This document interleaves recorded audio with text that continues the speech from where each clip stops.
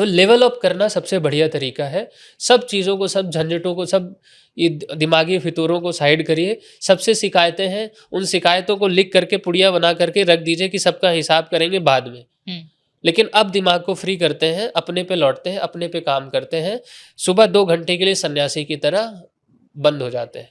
अपना योगाभ्यास करना है, ध्यान अभ्यास करना है, स्वाध्याय करना है, संगीत सुनना है, संगीत सुनना है, संगीत सो, योग निद्रा करना है, लेट करके सो जाओ,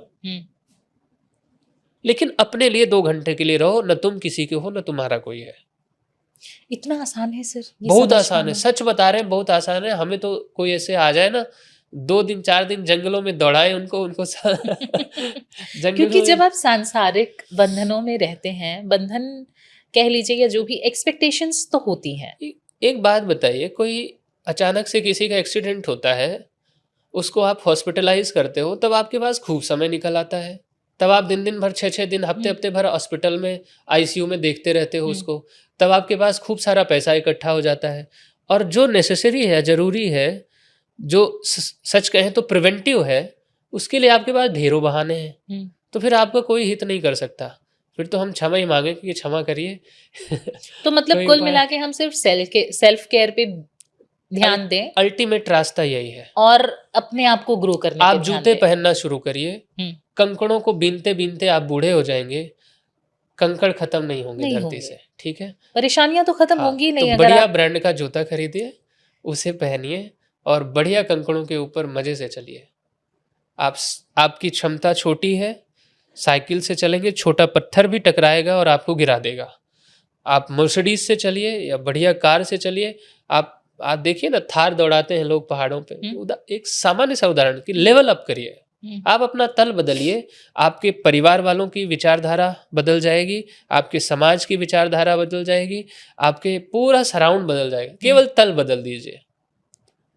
तो इन चीजों का आप उम्र भर इलाज करते रहिए ना, उसी लेवल पे रहते हुए कोई समाधान नहीं है। अपना तल बदलिए, अपने आप को ऊपर करिए, अपलिफ्ट करिए। अच्छा, एक चीज लास्ट, कि हमारा जीवन 2 चीजों से चलता है, ज्ञान और सामर्थ्य।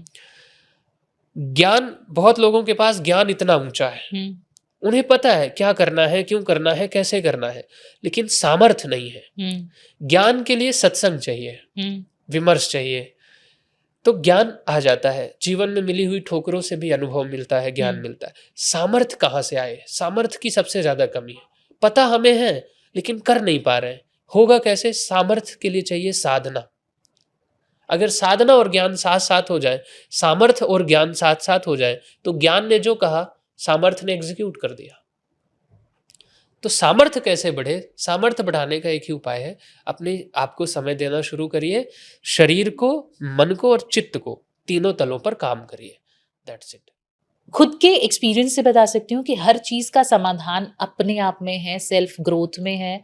जब आप खुद को ग्रो करना चाहते हैं ना, अल्टीमेटली क्या होता है, जब आप बहुत ज्यादा चीजों से जूझ रहे होते हैं ना, सब चीजें जूझ ली और सब चीज जूझने के बाद समझ में आता है कि भैया, बाप बड़ा ना भैया, सबसे बड़ा रुपया, रुपया कमाओ और सब जगह पूछ होगी। क्योंकि हम यही देखे हैं कि जब आप, जो हमने लेवल अप करने की बात की ना, हम कितना ही कह लें कि पैसों से सब चीजें नहीं खरीदी जा सकती हैं, लेकिन लाइफ में एक स्टेज ऐसा आता है जब आपको ये समझ में आता है, क्योंकि आज की जो दुनिया है वो आपको आपके पैसों से ही मांगती है। चाहे वो घर हो, चाहे वो बाहर हो, आपको आपकी औकात से नापा जाता है। और औकात आपकी लाती है आपका पैसा, आपका ग्रोथ, आपकी सक्सेस। कोई भी उस इंसान की बात नहीं करता जो सक्सेसफुल नहीं है। स्टोरीज भी उनकी सुनी जाती हैं जो सक्सेसफुल हैं, उन्हीं के यहाँ पे बिठा के हम पॉडकास्ट करते हैं सर। जो लोग सक्सेसफुल नहीं है उनकी बातें कोई नहीं करता, उनकी बातें कोई नहीं सुनता। उसके लिए हमें अपने आप को ग्रो करना पड़ता है और अपने आप को प्रूव करना पड़ता है। I have been through, so I have. जैसे जिस राह में हम हैं, वहाँ धन सिर्फ जैसे भोजन, पानी या सामान्य दैनिक जरूरत का है, तो बस उसकी भूमिका, धन की भूमिका इतनी ही है। वहाँ महत्व आंतरिक उत्थान और आंतरिक प्रगति का ही है। हम सांसारिक समाज की बात कर रहे हैं जी, बिल्कुल। क्योंकि आपकी दुनिया बिल्कुल अलग है और वहां तक पहुंचना हमारे बस की बात नहीं है। नहीं, तो आप नहीं पहुंचेंगे, हम पहुंच जाएंगे। तो ये चीज है, मतलब क्योंकि सबकी दुनिया अलग होती है। जो परेशानियां, एक जो हमने मजदूर वर्ग की बात की, जो उनकी परेशानियां हैं, शायद वो परेशानियां, मैं उनकी खुशी देख के शायद दुखी हो जाऊंगी कि यार ये लोग कितने खुश हैं, छोटी सी सैलरी या छोटी सी इनकम या छोटे से अपने ग्रोथ में ही जी। ये लोग हर त्योहार सेलिब्रेट कर पा रहे हैं, और हम त्योहारों पे भी एंजाइटी और डिप्रेशन में हैं कि यार वो वाली डील तो हुई नहीं, कैसे मेरा काम चलेगा। तो हम लोग सेलिब्रेट नहीं कर रहे हैं चीजों को। सेलिब्रेशन के लिए फिर वही जो कॉन्ट्राडिक्ट करूंगी मैं अपनी बात को, कि पैसा आपको खुशियां नहीं दे सकता। जी। पैसा आपको आपका ओहदा बड़ा कर सकता है, लेकिन खुशियां नहीं दे सकता हर तरीके की। हाँ, ब्रांडेड जूते पहनने तो मुझे पैसा चाहिए, जी। ब्रांडेड फोन आईफोन चाहिए तो मुझे पैसा चाहिए, लेकिन क्षणिक खुशी तो है। इसमें कुल लॉजिक ये है कि एक स्तर तक आने के लिए धन की सीढ़ी की तरह आवश्यकता है हर व्यक्ति की, जो भी एक कहते हैं सामान्य जीवन से बिलो लाइफ जी रहा है। तो आरंभ में धन की सीढ़ी चाहिए, लेकिन एक सीढ़ी आने के बाद आप यहाँ सस्टेन करने लग जाते हो, उसके बाद आपको फिर 360 डिग्री हर चीज़ पे ध्यान देना है। आपको फिर हेल्थ पे भी ध्यान देना होगा, आपको मेंटल हेल्थ पे ध्यान देना होगा, आपको स्पिरिचुअल ग्रोथ पे ध्यान देना होगा, क्योंकि जिंदगी तो सीमित है ना। आप सिर्फ धन की ही लाइन लगाते चले जाएं तो बाकी जो जीवन के अन्य पहलू हैं, आपका स्वास्थ्य बिगड़ गया, अब आपके खाते में 10,000 करोड़ रुपए हों और आप आईसीयू में पड़े हों, तो कोई भी व्यक्ति ऐसा जीवन नहीं चाहेगा। स्वाभाविक है कि आप जीवन वही चाहेंगे जिसमें आप अपने जो भी लक्ष्य बनाते हैं, जिस दिशा में चल रहे हैं, कि उसमें आप निर्बाध होकर चल सके। धन का काम कितना है, यही तो है कि वो आपके अनुभव को फिर विस्तार देता है। एक व्यक्ति 5 करोड़ की लंबोर्गिनी चलाता है तो उससे क्या पाता है, अनुभव ही तो है। तो सबसे महंगा अनुभव ही है। बिल्कुल सही बात। आवश्यकता वहां तक है जहां तक आपका रोटी कपड़ा मकान। उसके बाद आप सारी यात्रा एक्सपीरियंस के लिए करते हो। बिल्कुल सही। अब वो एक्सपीरियंस कितना भी महंगा हो सकता है, कितना भी सस्ता हो सकता है, वो आपके सेटिस्फेक्शन लेवल पे डिपेंड करता है। हाँ, कि आप किस चीज में सेटिस्फाई हो जाते हैं। हाँ, बट अल्टीमेट सर मुझे ऐसा लगता है कि स्पिरिचुअलिटी इज द की। हाँ, अंत में लौटते तो आप अध्यात्म क्या है, उसी को हमने बोला ना।